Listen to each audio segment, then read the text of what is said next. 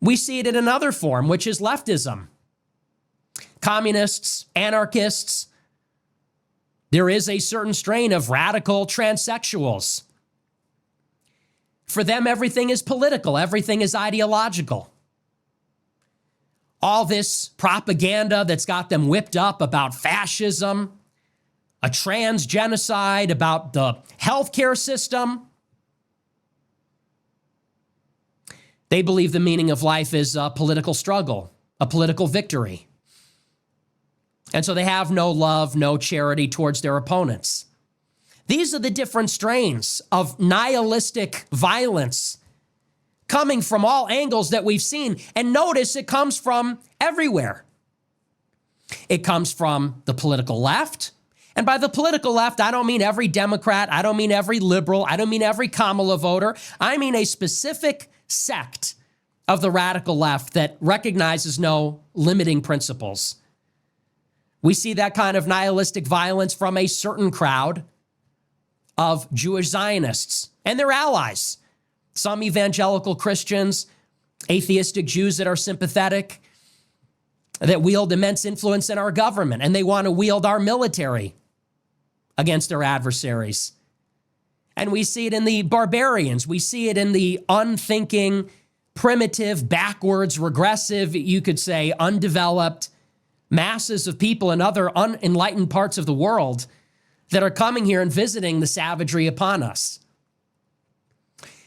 And if there is anything that can come out of this, I hope that it can be potentially a new consensus. This is not partisan, actually. It's not even ideological. People do not murder children in a Catholic church because they have gender dysphoria necessarily, or they're sympathetic to transsexuals. Somebody does not murder Charlie Kirk because they voted for Kamala Harris. People do not stab young girls on trains because they're born black. People do not shoot Palestinians in the back of the head or cheer it on just because they're Jewish. The people that do this are lost. They have to be isolated and segregated out. A new consensus must emerge. Are you in favor of a society with meaning? A society where life is sacred, where life has sanctity, where people's lives and their dignity and their integrity is respected? Or are we going to live in a society that is a never-ending war between nihilistic tribes, warlords, savages, pagans?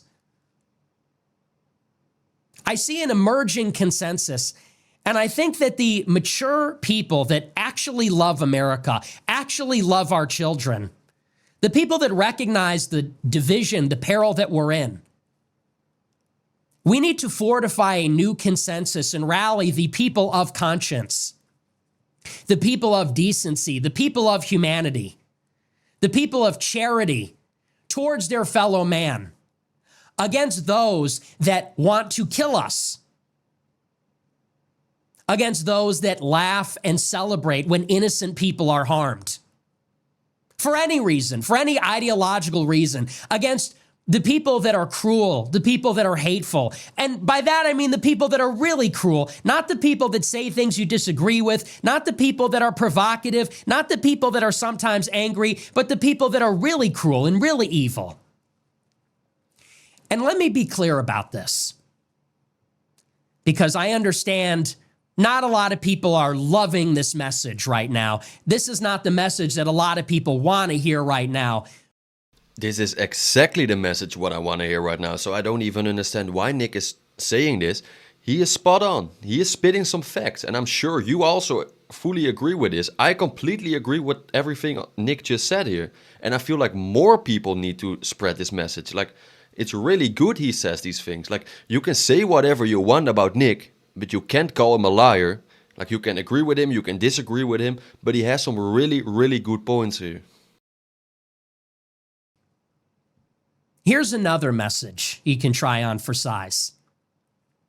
These people that are now selling t-shirts with Charlie Kirk and a bullet wound in his neck, they cannot be negotiated with. You cannot debate with them. You cannot persuade them to vote Republican. You cannot appeal to them. You will never convince them that you're a good person, that you just want the best for everybody. You will never get them to stop hating you. People like to say, well, can the left finally admit that they have their own problem? They'll never admit that. They'll never admit that. These craven losers, that person that when Charlie Kirk got shot in the neck, instinctually got up and turned and celebrated, they have to be defeated. We can't change their minds. We can't invite them to change our minds. We can't negotiate with them. We can't invite them for a political compromise. If your gut reaction to seeing someone take a bullet in the neck and their face explode and their young children run up to them because they were afraid of the noise, if your reaction was to grin and celebrate, you must be defeated. You must be destroyed. You must be identified, you must be isolated, and you must be eradicated from our society. I completely agree with Nick on this one, and let me make this very clear. This is not a call for violence or a call for action, no. But you understand exactly what Nick is saying here. There are people who are celebrating the death of Charlie Kirk. They're making t-shirts, they're making TikToks like, oh, this was the best day of my life. Those people should not belong in our society, in our democracy. Those people are, in my opinion, sick in their head. And they are like the pure definition of evil, maybe even worse. And it's insane that we have people openly cheering about the fact that a father of 31 years old, who had like a family, 2 children, that he was murdered, and people are celebrating this. This literally shows you the state of some people in the Western world or in our country. It's insane. And in my opinion, those people are maybe even worse than the guy who killed Charlie Kirk. Like, seriously, openly cheering up that a man was assassinated. It's like insane. It's like, I have to watch my words, but you get the point. Like, Not Democrats, not leftists, not liberals. Those people that would celebrate in that moment, that is pure evil. Pure malice. There is no charity in a person's heart. I don't care who it is who sees anybody get their neck exploded and celebrate like that. That's the kind of evil we're dealing with. That's the kind of evil that has taken over our society. Exactly. It has become too common. People have let it fester. Like with Luigi Mangione, they thought it was cute. They thought it was glib. And look at what we have now. We are on the verge of full-on political violence and civil war. I don't think people realize what that looks like. There's going to be a lot of children without mothers and fathers, a lot of mothers and fathers grieving their dead children. I don't want that. Nobody should want that. But when it comes to evil people, cowardly, weak, evil people, that snipe at Trump, at Charlie Kirk, like the gunman that came to my house last year. Unfortunately, it's not always up to us which battles we fight. When they show up to your front door, when they take shots at the rally, at the Change My Mind, we don't have a choice. We have to confront evil. We have to fight evil. We can never give in to evil, and we have to win. Recognize this. If these people ever get power over us, these people that celebrate, they sell t-shirts, they steal hats when a man is lying dead, they will hurt you. They will hurt your children, and they will destroy everything that is sacred to us, everything that we love, and they will do it with a smile. They're already doing it. They have done it. They're telling on themselves. And Sam Hyde said it very well. All their cutesy language, their word games, their sarcasm, their irony, it is dripping with malevolence, dripping with contempt, dripping with malevolence and malice. You can see Nick is very angry about this, and I completely understand why. I support this 100%. Even I have to watch my words. But in my opinion, those people who celebrate the death of like a father who was only using his voice as a weapon, he was debating people who disagreed with him. He only used his voice and his mouth, and people are celebrating that this guy is dead now. It's horrible, and those people should not belong in our society, seriously. In my opinion, of course, in my opinion, those people, you should really like find out who they are. It's easy. They make TikToks. They spread openly online that they are happy about the things what happened. Those people should go to jail, in my opinion. Like seriously, if you support this kind of evil, they are even worse than evil. And if these people ever win, we will all suffer the same fate as Charlie Kirk. They have to be defeated, utterly and fundamentally. Now, this is not a call to violence, because taking up arms against these people, what will that do? It will invite more of it. The Satanists, the devil worshipers, the malevolent people that do these things, in part, they do it to stoke resentment, to stoke conflict. They take the things that we love away from us so that we will abandon God, so that we will become like them. That is, whether they know it or not, that is why they do it. That is why they are impelled to do it by spiritual, supernatural forces. I believe that. Do not mistake what I mean by defeat them. And we'll talk about that more in a moment. But I want to make that clear right now. This is not a call for violence. Here is what I will say about left-wingers, because a lot of left-wing people reached out to me and they told me, you have a responsibility. They said, we're afraid right now. They said, you need to lead people away from violence. I agree with them. Wait, they were the one who started this, and now they are acting like the victim? That's the other way around, right? They started this. But where was that mentality when someone showed up at my house with a gun and failed? Those people are not reaching out then. Where was that mentality throughout all of the persecutions, all the suffering? Now, this is speaking from a place of resentment. They're afraid. They're afraid that the right is going to punch back 1,000 times as hard. And we could, and we can. And I fear that some might. And I hope to God that they don't. In some sense, the right to be afraid, we should all be afraid that something we cannot control may happen.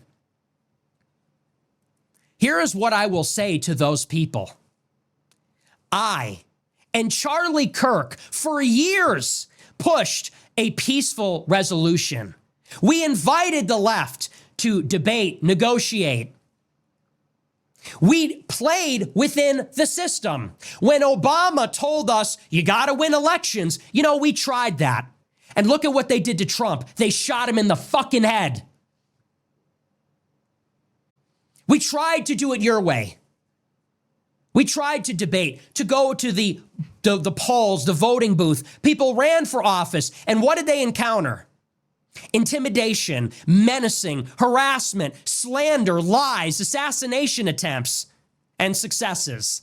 Very good point he makes here. And for example, just look at Charlie Kirk. He's the best example he can use now. Like Charlie Kirk was debating people who disagreed with him, leftists, like almost everyone. He was just debating them, using his voice and his mouth as a weapon. That was the only thing he did. And look what happened to Charlie Kirk. He was almost like one of the most moderate conservatives. He was not even that extreme. And look what happened to him. So you can say whatever you want, but without, long story short, those people who disagree with you, you can talk with them, you can debate with them as much as you want. They don't care. They don't care. If they want to do something bad with you, if they want to do something bad with you, they will do it. They don't give an F about how many times a day you pray, whatever you say, if you will debate them or not. Some people, they are so evil and so effed in their head that they will do whatever they think it's good. Look at Charlie Kirk. Like, he was the best example of a debater. He will talk with everyone, and look what happened to him. Like, do I need to say anything more? Now the left says we need to bring down the temperature. Here is what I would say to the left. The left now has an obligation. You can turn down the temperature. The left in America now, everybody in America now must come together and disavow this nihilistic, malevolent violence. You all have an obligation. I have that obligation, and I think I have done it. I condemn the violence, all of it, all of the nihilistic violence, whether it comes from the far right, the far left, whether it comes from a Dylan Roof, the Buffalo shooter, or someone like this. It's your job too. You must condemn it loudly, loud enough that we can hear it, and you have to mean it. And I think of somebody like Hassan Piker, such a hollow, empty, sad person. Hassan Piker saw Charlie Kirk, someone that he knew, get shot in the neck and his neck erupt with blood. We don't need to be graphic about the details, but everybody should look at that long and hard and let it sit with you. When Hassan saw that, his first reaction was to make a glib remark about gun control. Seriously? That's a 31-year-old man. That's a young man with a wife and kids. He got shot in cold blood, publicly executed in front of thousands of college students. Never forget the trauma of his children, of his family. What about the people that witnessed this? Good point. What about everybody that will be affected by the knock-on violence that results from this? And you hollow, sick person, your response is to make some glib remark about gun control? Fuck you. Fuck you. And here's my message to Hassan Piker and every liberal cocksucker like him. You better disavow this violence. You better cry like Dean Withers. And I don't say that, maybe that comes off like I'm humiliating him. Who knows whether that was sincere or not? I hope to God that it was. And if it was, you know what? Good on him. That's a good kid. And he said some nasty things about me. That's a kid with a conscience. He said, I don't think we should kill people for disagreeing. Is that divisive now? He had to apologize for weeping that someone he knew was murdered. That kid has a conscience. I have some faith in that generation. Here's my message to Hassan and all these smug, glib liberals like that. If you cannot, if you will not disavow this violence, we will have no choice but to consider you as no different than the killers. That's complicity. You could be forgiven up until this point for being irresponsible. We all get heated. We all do it. I'm guilty of it too. It makes hypocrites of all of us. We murder each other with our words all the time, with our gossip, our slander. We overreact. We say things we don't mean. We get angry. We harbor grudges and resentment, things that we should not. And that's not to excuse it. But the day that someone gets shot for the disagreement, if you can't bring yourself to show the slightest ounce of humanity to a moderate Republican who got killed for no reason, This is a moment we all recognize could set us down the path towards a civil war, could set us down the path towards unbelievable horror, suffering, bloodshed. If you can't bring yourself, even for the selfish sake of yourself or your own people or your own pathetic side, to show the slightest ounce of humility, of mercy, of magnanimity, benevolence, charity, then you are no better than the killer. And that means that you must be destroyed politically as well. That's not a call to violence. But people like that have to be suppressed. Wow, I'm just speechless. Like, Nick Fuentes for president, like, for real. Like, I'm very curious about your opinion. Like, seriously, do you agree with Nick? Do you disagree with Nick? It's very important to say I read all comments, so share your comments below. And if you like this video, please hit the like button. If you really like this video, consider subscribing. I would really appreciate it. And last but not least, guys, I wish you all the best. Have a wonderful day, and I'll see you in the next one. Ciao.